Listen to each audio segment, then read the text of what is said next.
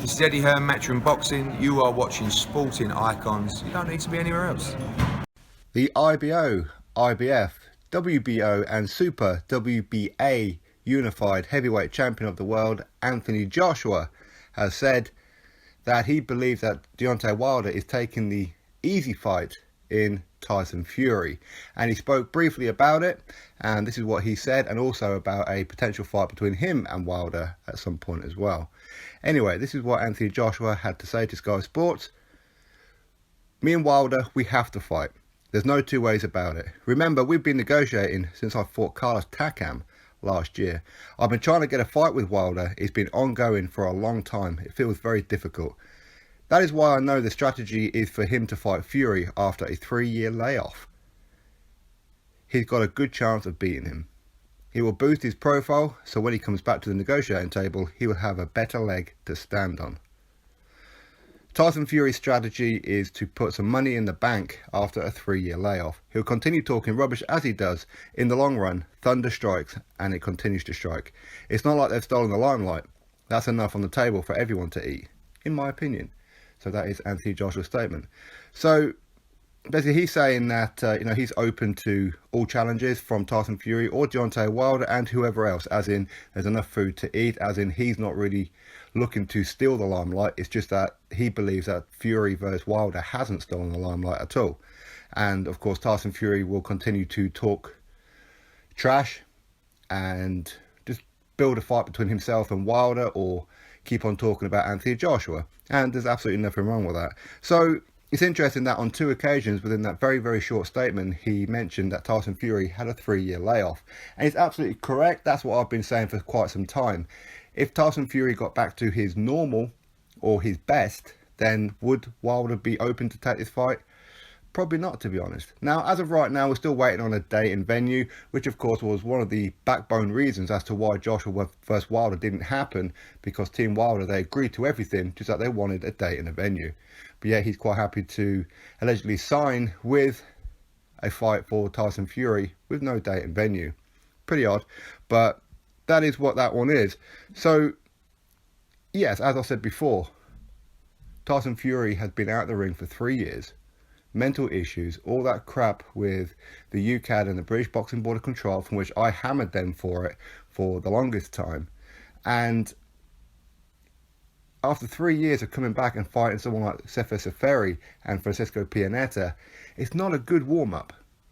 It really isn't. It's good that he took these fights as a comeback after all that time and everything that he's gone through, but as preparation for Wilder, for me, that's not a good preparation. It really, really isn't. Now, I would love to be wrong, and I would love Joshua to be wrong on this one as well. So, he's picking Wilder to beat Fury, as I am too. But I really want to be wrong. In all honesty, I really want to be wrong. Now, I know there's like a lot of hardcore Fury fans out there. I'm a hardcore Fury fan as well. But, I'm not delusional.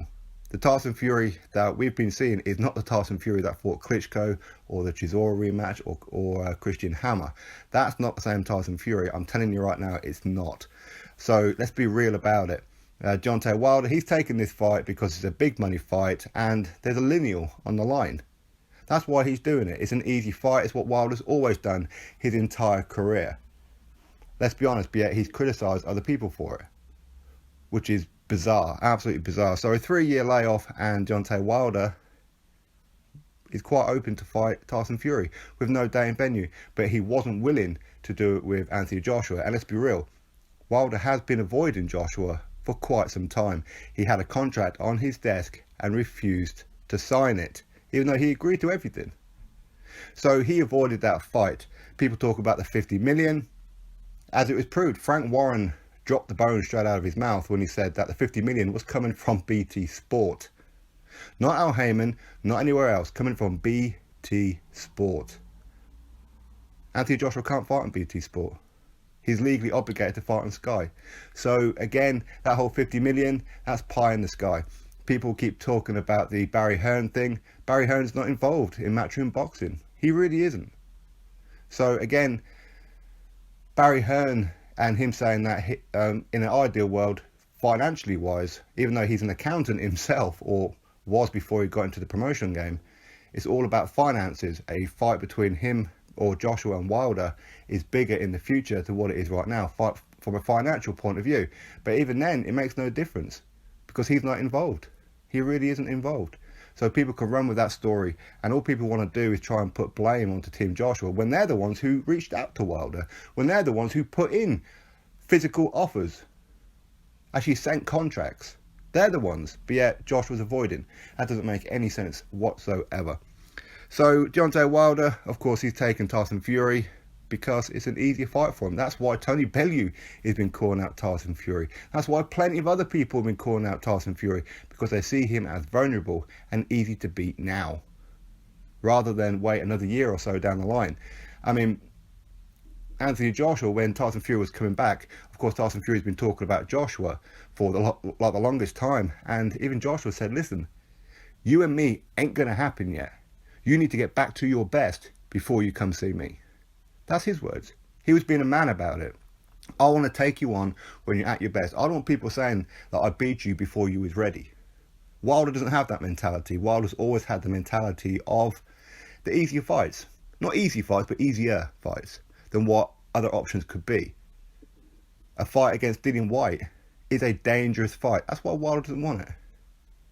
Even against Dominic Breazeale is more dangerous than Tyson Fury. And I don't like saying that because I'm a Tyson Fury fan. And I know Wilder fans, or a section of them, and a section of Tyson Fury fans who are the fanatical ones, will not understand any of this point. They won't understand it. Because for them, they're quite happy and condoning Tyson Fury to get in there and get his ass handed to him. That's what the Wilder fans want. Tyson Fury fans are still living in the delusion that he's still the man of what he was 3 years ago. Well, he's not. I'm sorry, but he's not. I wish he was, but he's not. So anyway, that is Anthony Joshua's statement, that he believes that this is an easy fight for Deontay Wilder, and that's why he's taken it. He capitalised on Tyson Fury's inactivity and all the problems that he's had, and he's pretty much taken the easier option. But, as he said, him beating Tyson Fury, not only will he be WBC heavyweight champion, but also lineal, that has a little bit more bargaining at the table. So maybe he can get a bigger percentage or a bigger, higher offer, whatever it may be. So long term, he's probably doing the right thing, to be fair. But you know what, I know that, I mean, for me, there is one way of looking at it. As I said, I'm a big Tyson Fury fan, as I am with Joshua and that as well. But there is a section of Tyson Fury fans that are just absolute haters. Absolute haters. As there are with the section of Wilder fans, absolute haters. So in one regard, Wilder versus Tyson Fury shuts one of those fans up. And that's, for me, one of the good things about it. But ultimately, yeah, Deontay Wilder's taken an easy fight. That is what it is. There's no looking around it. I know that some of his fanboy channels are going to be trying to gloss over all that fact, just as they have with the whole contract situation, that even though Wilder had a contract on his desk that he agreed to and didn't sign it because of date and venue, they're not mentioning about the fact that he signed with Tyson Fury with no date and venue. So what's the issue there? They want to keep talking about the 50 million, but at no time are they mentioning the fact that the 50 million was coming from Frank Warren on BT Sport, where Joshua can't fight. See, it's whatever fits people's narrative. Anyway, that's what's going on.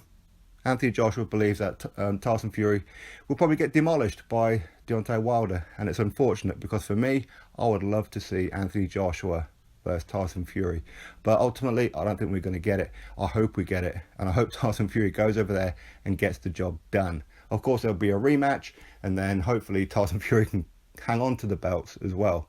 I hope that I'm going to be wrong. If ever I wish to be wrong about a result of a fight, it's going to be this one. It really is. But you know what? All we can do is wait now, wait for the date in the venue, even though it's 99% done, 3-4 weeks ago. So that 1%, well, it must be a real tough hurdle, right? But anyway, that's what's going on. You drop your thoughts below, click that thumbs up and subscribe. You let me know what you feel of Anthony Joshua's statement. Is he right about Tyson Fury going in there too early? Is he right that Deontay Wilder is only taking this fight because it's an easy fight? Anyway, drop your thoughts below, click that thumbs up, subscribe. Catch you all on the next video.